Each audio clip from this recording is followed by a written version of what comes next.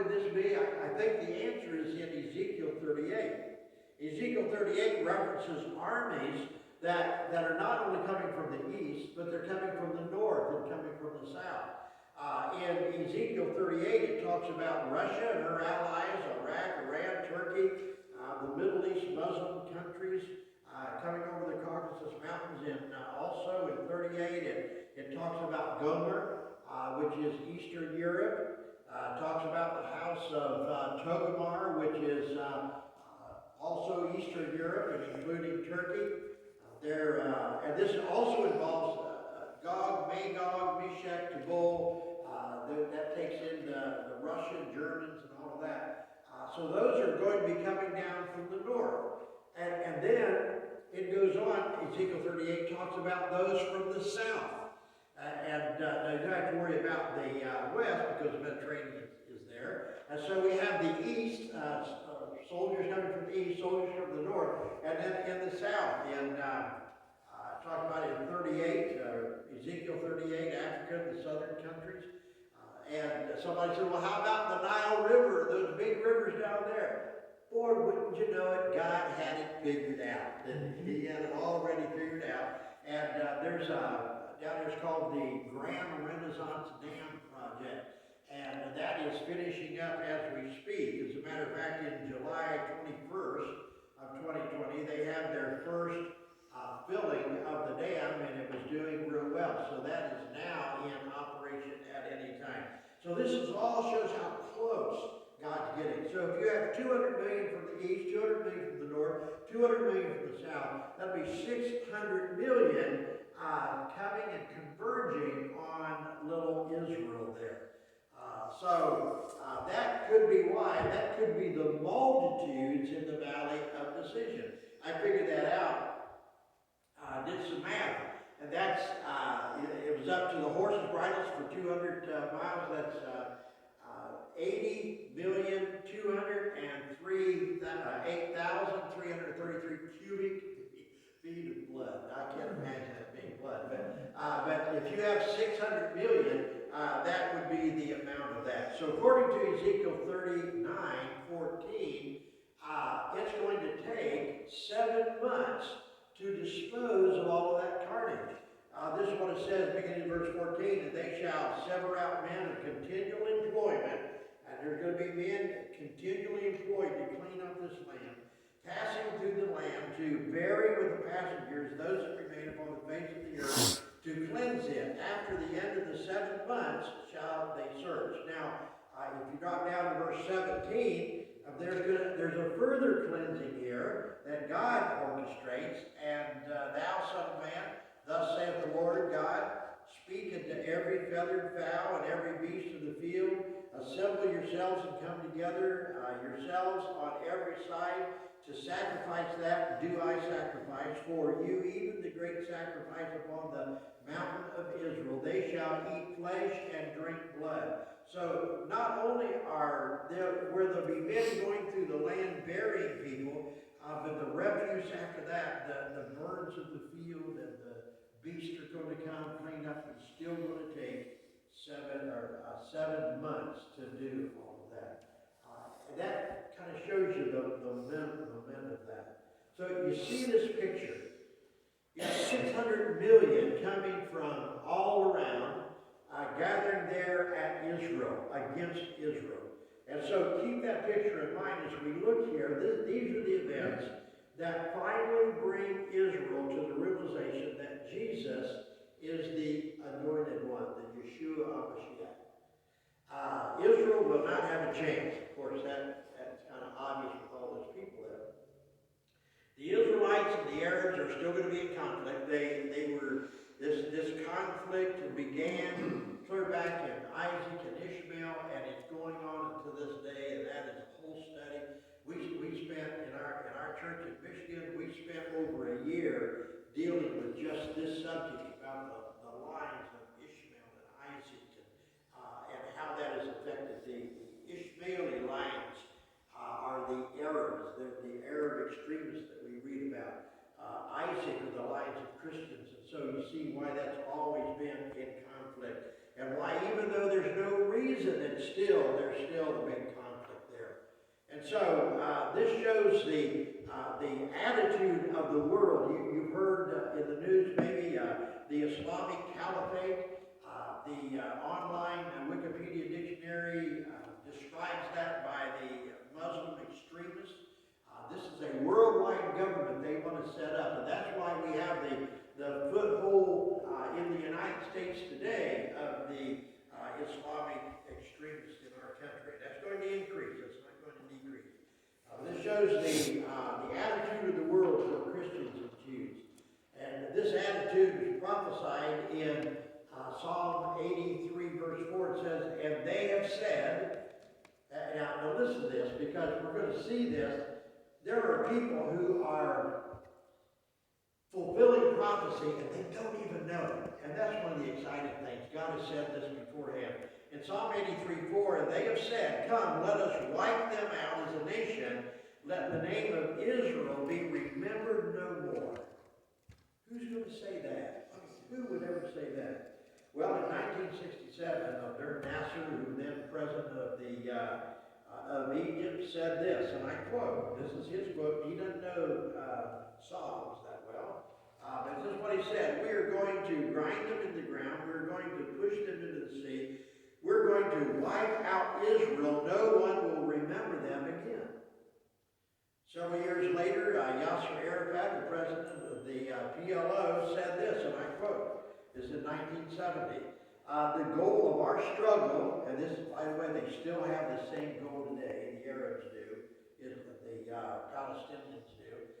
The goal of our struggle is the end of Israel. There can be no compromise or mediation. We don't want peace, we want victory. Peace for us means Israel's destruction and nothing else. That was reported in the Washington Post. And you think that was the end of it, it still goes on today. As a matter of fact, just a few years ago, in May 3rd, 2017, article, the CBN News, the headline said, Hamas calls for Israel's annihilation as Abbas meets with Trump. They're still out today. Don't let them fool you. The Arabs do not want peace. They want the annihilation of Israel. Well, they're going to grow because this worldwide caliphate is going to grow stronger and stronger against Israel and against Christians. And that's because Islam and their moon god is not a new thing. It's the same moon god they call Baal in the Old Testament. Clear back to the Tower of Babel. Baal was a moon god. Allah is a moon god. That's why you have the crescent and the star for the Muslims, because he is the moon god. But Israel's military will, if you can imagine, Israel's military will, there is nothing they can do. They cannot withstand a military of 600 million surrounding them. And so as the Battle of Armageddon draws to a close, divine intervention takes place. There's always been divine intervention. David and Goliath, there's divine intervention there.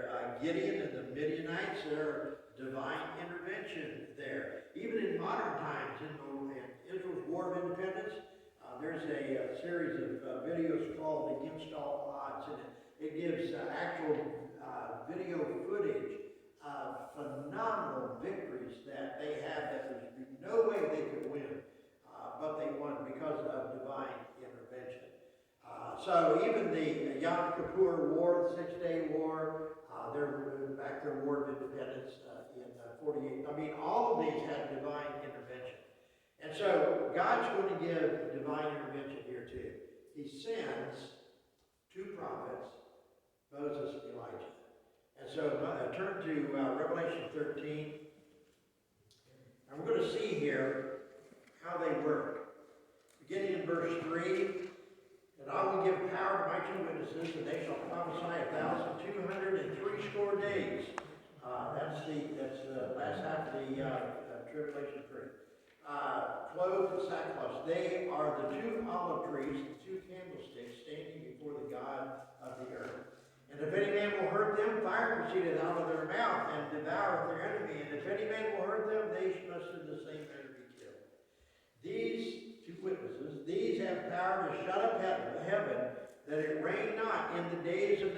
prophecy. Who had that power? Elijah had that. And had power over water to turn them to blood and to smite the earth with all plagues as often as they will. Moses had that particular power to demonstrate. So the two witnesses are going to keep all of these 600 million, going to keep them so busy with cleaning up messes that they won't have time to mount an offensive. I mean, they might get message from the south. Boy, send some soldiers down here. We got frogs in the king's houses. There are frogs all over. We got to get these out of here. They might get something from up north in Russia saying we need to irrigate our fields. We need some people to dig ditches. And so these two witnesses are going to keep this army so busy cleaning up their messes they don't have time to mount an offensive. So now, this whole battle, the Battle of Armageddon, 600 million against little Israel, is virtually in God's hands. The two witnesses then have been preaching the gospel for how long was it? 200 or 300, over 300 days?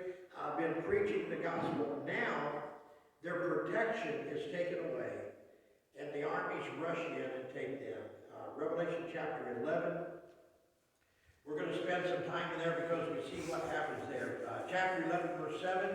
And when they shall have finished their testimony, the beast that sent it out of the bottomless pit shall make war against them, those armies, and shall overcome them and kill them. The two witnesses, they're going to kill them.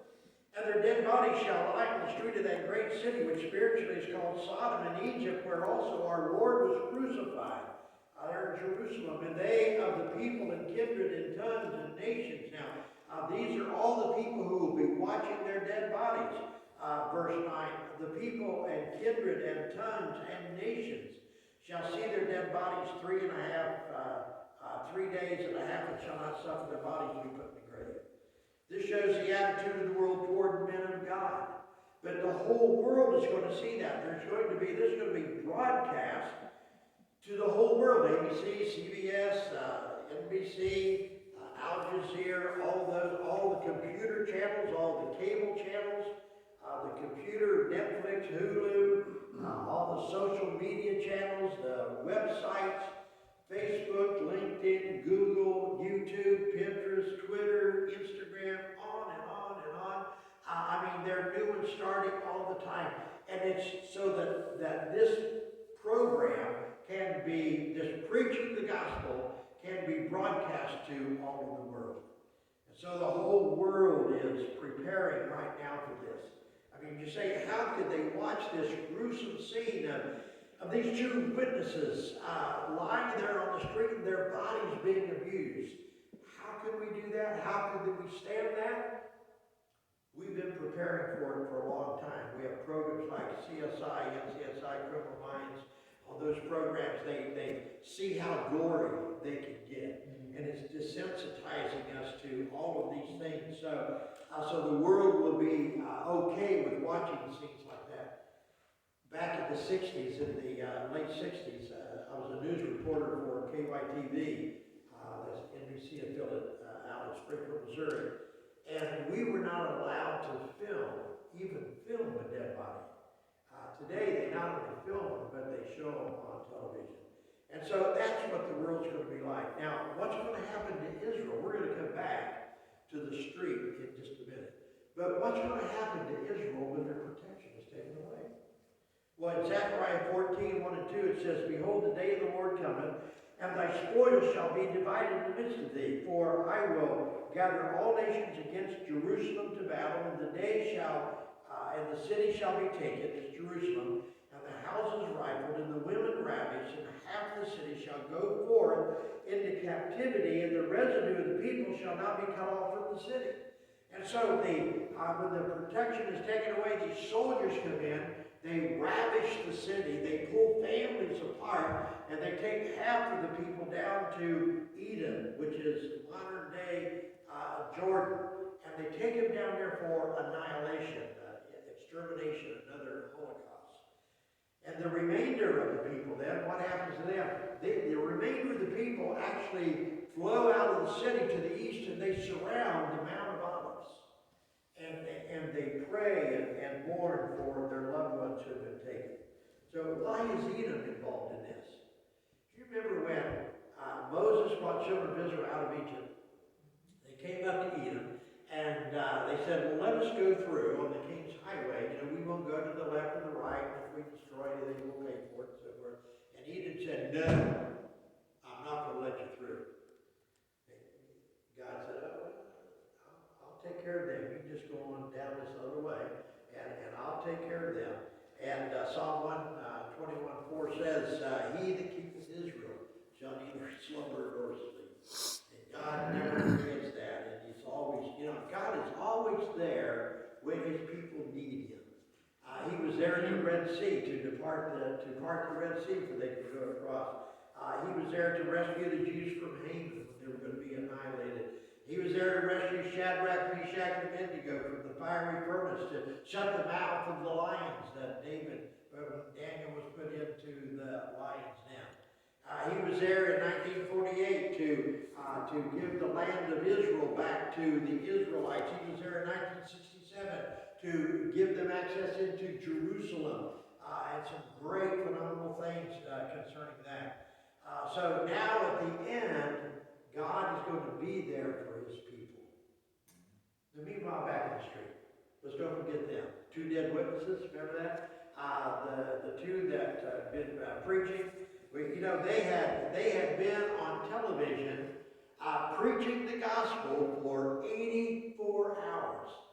I said, hooray for Moses and Elijah.